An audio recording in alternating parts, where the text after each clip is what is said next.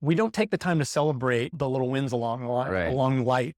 And one of the things that one of my mentors kicked my ass over and over and over again is about, like, when you get a victory, you got to share it. Like, you have to experience it, not just stack them up and just keep going. Right. Like a friend of mine said, you got to make some activity representative of that victory. Right. And so one of the things my wife and I do anytime we like close a deal or we do something, right? We do some transaction. We just decided that whenever we have a victory, whatever it is, and it could be huge, it could be something big, it could be something small, but we just pick it and it's significant enough. And then she and I, we just go to Mod and we get a Mod pizza and we have a root beer, which or whatever, right? Which I don't ever drink that stuff. But we go to the Ram on the waterfront. Then grades come in. Erica's all excited because she's in school right now, right? And so when she gets her A's, Ava and I were laughing. We're going to the Ram. We're taking her to the Ram. That's awesome. Yeah. But what's so great about it is I never thought of that, right? I needed somebody to see something in my life that I wasn't doing, so I can experience life more, that I could share it with other people. You know how many people I've told that example to now that's now doing it? Doing that. It's crazy, right? People call me like, hey, we just had our meeting. What meeting? Oh, our celebration. Remember that thing you told me about? You guys went and go to the pizza place and have your root beer or whatever? Yeah. Like, we do this thing, and some of them are like outrageous. We got a private jet, we did this thing and that thing. And then others are like, same kind of thing. We go rollerblading together on this walk, right? But they do something that signifies the little wins along the way. And if you don't take the time to celebrate those wins, you step over them and all of a sudden life just becomes this blur. As opposed to, man, you're right. That was a big thing. The rest of the world would love to do that thing. And then sometimes we just move right through them because we're so, type A, aggressive. I'm in it for the kill, or I'm in it for getting the result. And, these days now I'm more like, I'm in it to share the experience with other people, or I'm in it to have my experience so I can share my experience with other people. So they can start some kind of a tradition or trend or something that matters. Well, to people them. don't know. You got to tell them. They don't know.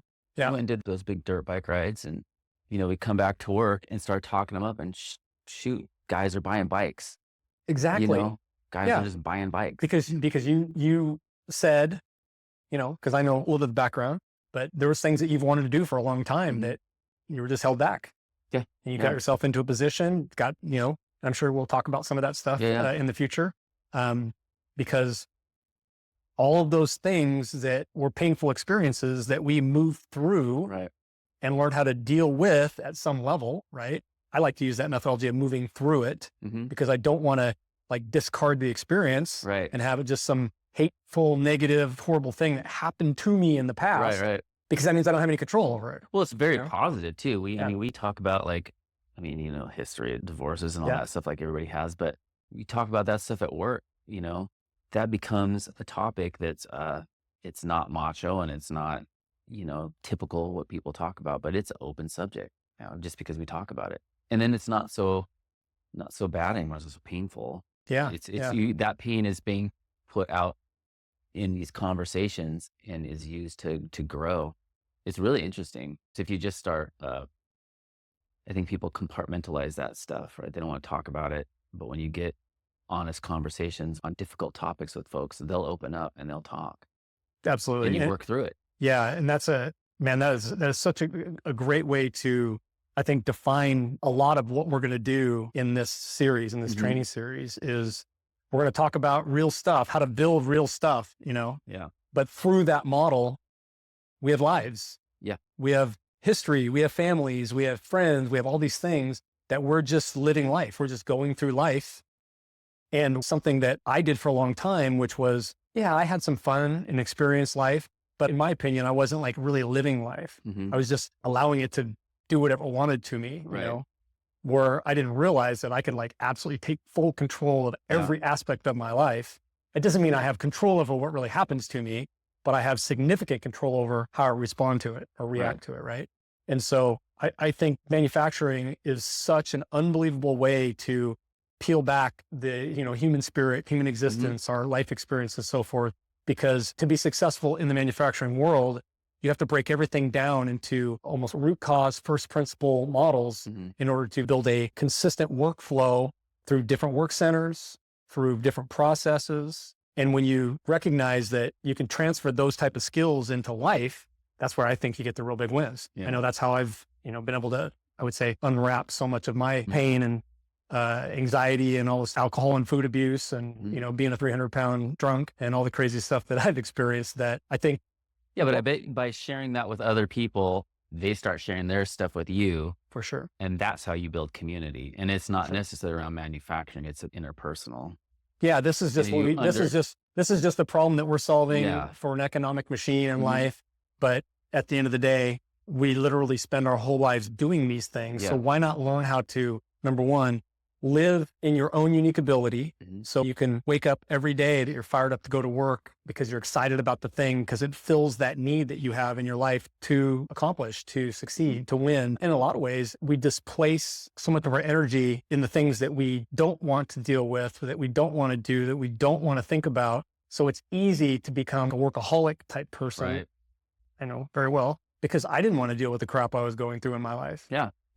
And so it becomes super easy to go engulf yourself into a work environment where you can go win and get the accolades and so forth and still not deal with all the crap. Right. So that's why I want this model, this series, this thing that we're creating to become an extension of taking processes that are super successful in industry and manufacturing and transfer those processes into life.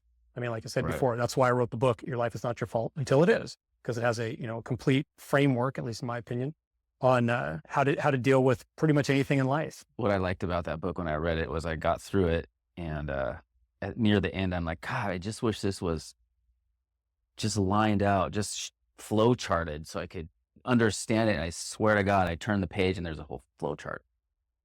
It's like, yeah, manufacturer wrote this. Here it is. I get it. That's funny. That's funny you say that. No, honestly, I was thinking, I wish I could just picture all of this at one spot. And there it was. Well, that was Ashley's idea. Oh, really? To draw on this map, I mean, it's amazing to have, again, super talents. Right now she's behind the camera, but she's going to be on this side of the camera a whole bunch of this too, whether she knows it or not. But I'm just super excited about what we're going to discuss and learn from each other in this model, and all of us. And I think what gets me really excited is me being able to expose you to all the other super talents that I've attracted into my life. Yeah. Because when you start stacking the team of people together, oh my God, man, you want to talk about. Super excited about that. I mean, once you start figuring out how other people are, you start meeting, it's just like everything expands. Your world blows up. Yeah. Basically. It really does. Yeah. When you get a team of people that's sitting, as they say, in the right seat on the bus, the bus hauls ass. The bus can really do some great things.